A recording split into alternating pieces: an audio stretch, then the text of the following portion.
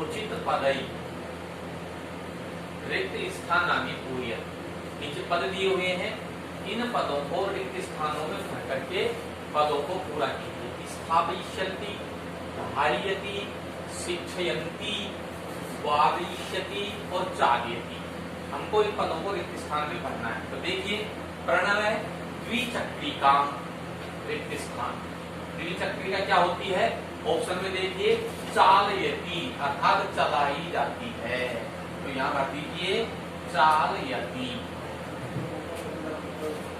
तो ये हो जाएगा कि प्रदीप जो प्रणव जो है वो द्विचक्रिका चलाता है।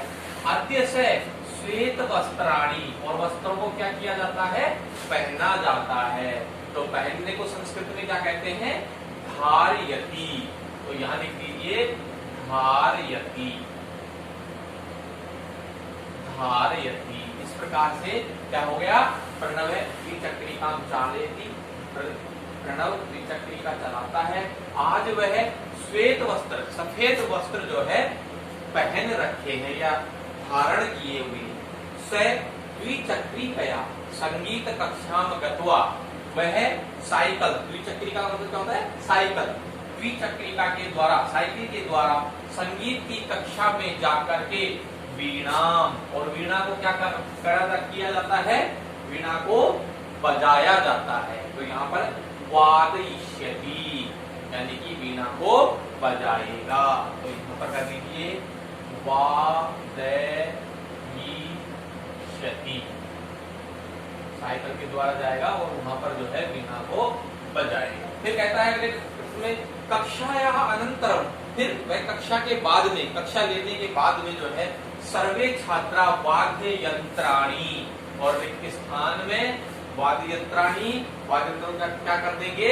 कक्षा लेने के बाद में, संगीत की कक्षा लेने के बाद में स्थापयिष्यति, और उनको स्थापित कर देंगे या रख देंगे।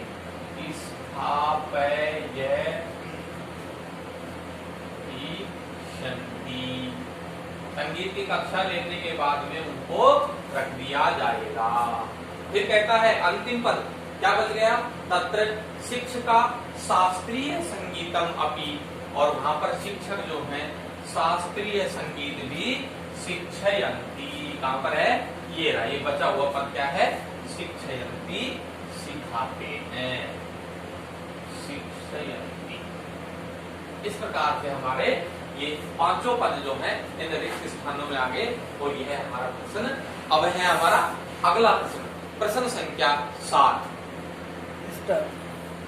प्रश्न संख्या 7।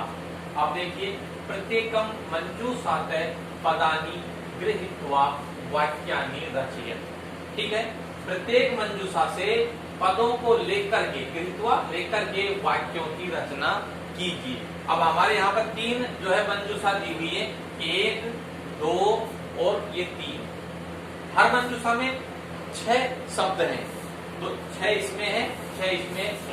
अब हमको इसमें से उचित शब्द लेकर के और एक सार्थक वाक्य की रचना करनी है। ठीक है, तो जब हम सार्थक वाक्य की रचना करेंगे तो सबसे पहले हम कर्ता को देखेंगे, फिर उसके वचन को देखेंगे, फिर उसके पुरुष को देखेंगे, और फिर जो है हम उन वाक्यों की जो है रचना करेंगे। तो देखिए हम यहाँ पर इन सब में से एक एक पद लेकर के यहाँ वाक्य की रचना कर रहे हैं।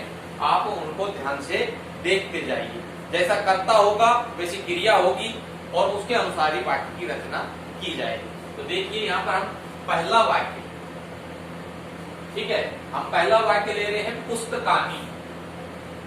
ठीक है, तो हम ले रहे हैं पुस्तकानी,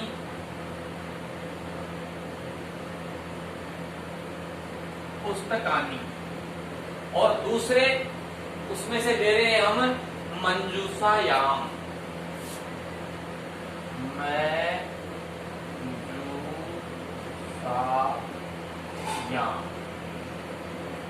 और तीसरे में जब हमको क्या लेना है, पुस्तकानी मंजूषायाम स्थापय, रखिए, पुस्तकों को मंजूषायाम, मंजूषा में स्थापित कीजिए। और यहाँ से हमने ले लिया ये शब्द, और यहाँ से ले लिया हमने ये शब्द स्थापय, स्थापित कर दीजिए, रख दीजिए।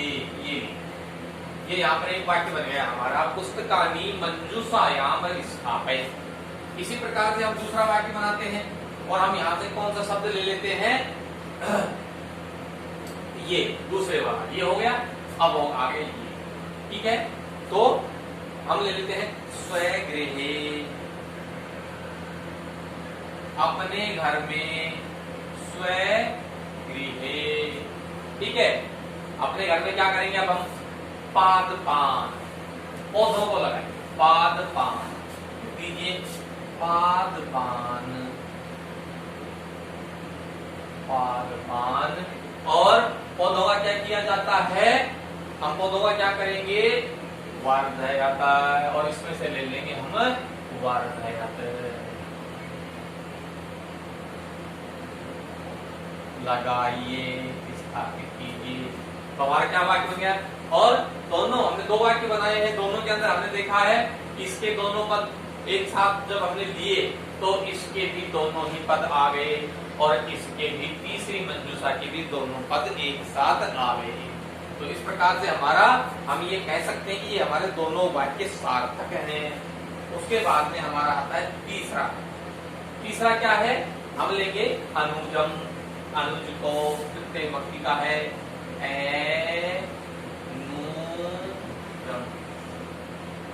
अनुजम, ठीक है। श्लोकान, क्या है, तो यहाँ से क्या ले लेंगे, श्लोकान, श्लोकान। और फिर क्या है, यहाँ से हमने ये ले लिया श्लोकान। तो अब श्लोकों का क्या करेगा, अनुज जो है वो श्लोकों का क्या करेगा, उनको स्मरण करेगा। तो यहाँ से ले लीजिए स्मारे, ठीक है। क्या ले लीजिए, स्मारे, ये हो गया। अगला, अगला क्या है, पथिकान, क्या का है ये भी,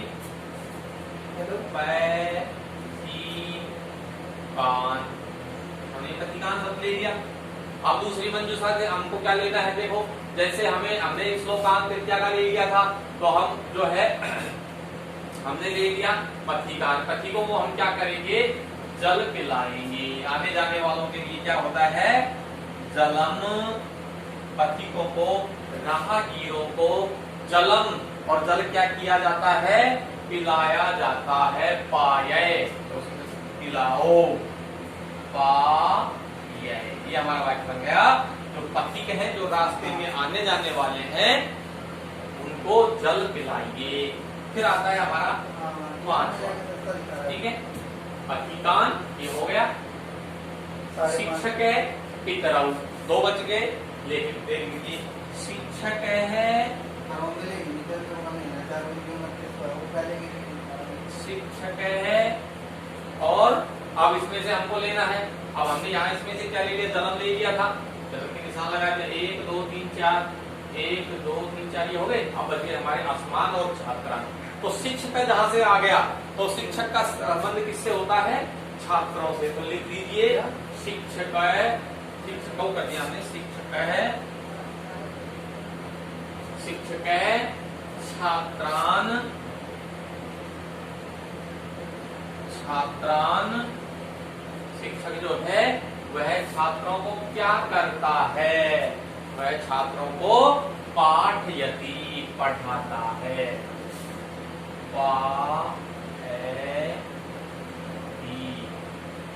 ठीक है।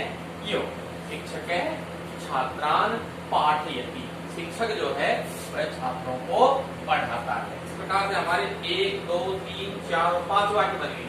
अब हमारा छठा वाक्य, जो हमारे शब्द बच गए, अब हम उनको हर मंजूषा से एक एक एक शब्द बच गया, उन शब्दों को जोड़ करके छठा वाक्य बन। तो हमारा शब्द क्या बच गया, अब शिक्षक वाला हो गया, पितरऊ, माता पिता क्या करते हैं, पितरऊ, पितरऊ का मतलब होता है माता पिता, और इसमें क्या बच गया, आसमान, ठीक है, आसमान। पितरऊ, माता पिता, हमको क्या बच गया, इसमें पाए हो गया। अब ये क्या बच गया, शिक्षयत। तो शिक्षयत को यहाँ रख दीजिए, शिक्षयत।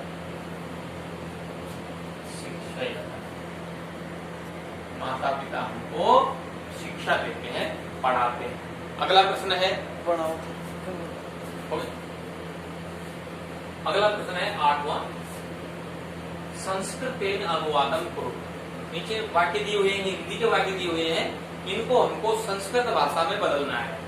तो मेरी बड़ी बहन मेरे लिए उपहार लाती है। अब हमको इसको संस्कृत भाषा में बदलना है। तो मेरी मम बड़ी बहन को क्या बोलेंगे? अग्रजा।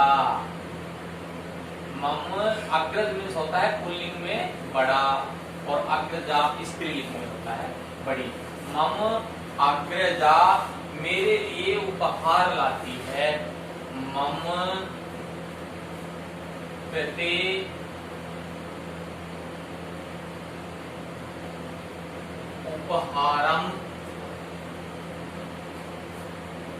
उपहारम आनयति लाती है। एक बार फिर से देख लीजिए पुनः, मम अग्रजा मम कृते उपहारम आनयति, मेरे लिए उपहार लाती। अगला है, तुम मित्र को कविता सुनाओ। तुम मित्र को, मित्रम, तुम मित्रम काव्यम श्रावय। तुम मित्र को कविता सुनाओ। तुम मित्र को कविता सुनाओ। तुम मित्रम काव्यम श्रावय, तुम मित्र को कविता सुनाओ। फिर है, मातृभूमि हम सबको अन्न देती है। तो लिख दीजिए, मातृभूमि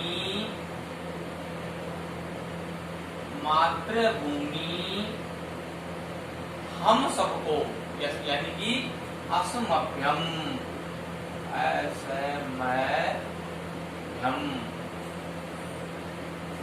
मातृभूमि असमभ्यम अन्नम यच्छति, अनाज देती है। अन्नम यच्छति, मातृभूमि हम सबको अनाज देती है। अगला है, मैं अपने कर्तव्यों का पालन करूंगा। तो मैं अहम और अपने स्व कर्तव्यम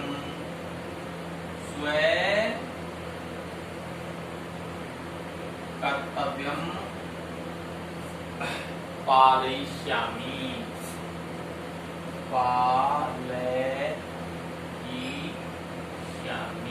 मैं अपने कर्तव्यों का पालन करूंगा। अहम स्व कर्तव्यम पालयिष्यामि, मैं अपने कर्तव्यों का पालन करूंगा। और अगला है अंतिम, माता पिता अपने बच्चों की रक्षा करते हैं।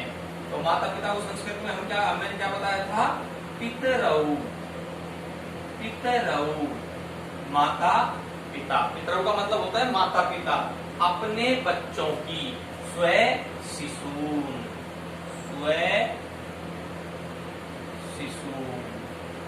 अपने बच्चों की क्या करते हैं?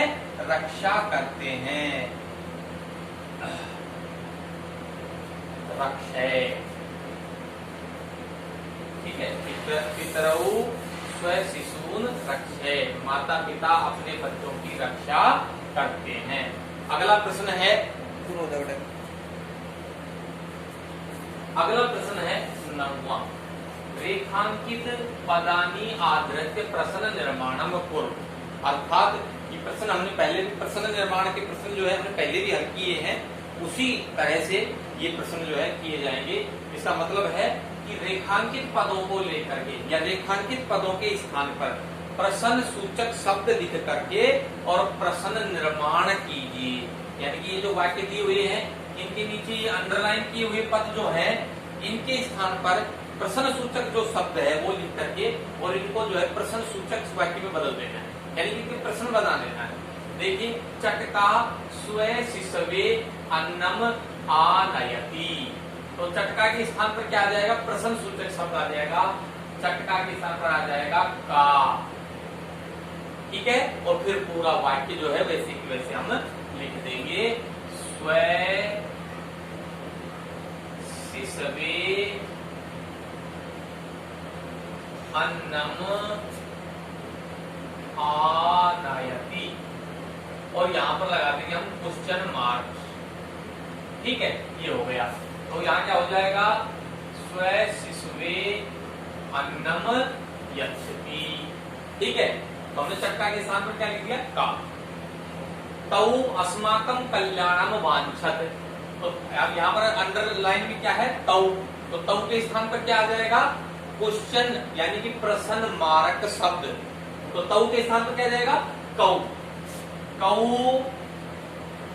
क्योंकि तौ शब्द जो है द्विवचन का है, कौ, और फिर अस्माकं कल्याणम वांछत, और यहां पर आ जाएगा प्रश्न मार्क चिन्ह। ये हो जाएगा कौन जो है हमको हमारा कल्याण चाहता है। अगला है माता स्व शिशु स्नेहेन पालयति। तो यहाँ पर जो है इसके जो है रेखांकित पद कौन सा है, स्व शिशु। तो स्व शिशु जो है इसके स्थान पर जो है हम प्रश्न सूचक शब्द लिख देंगे। तो माता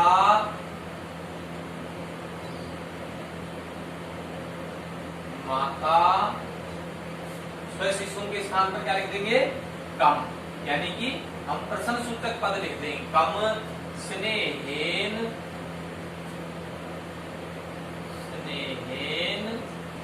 पालयति।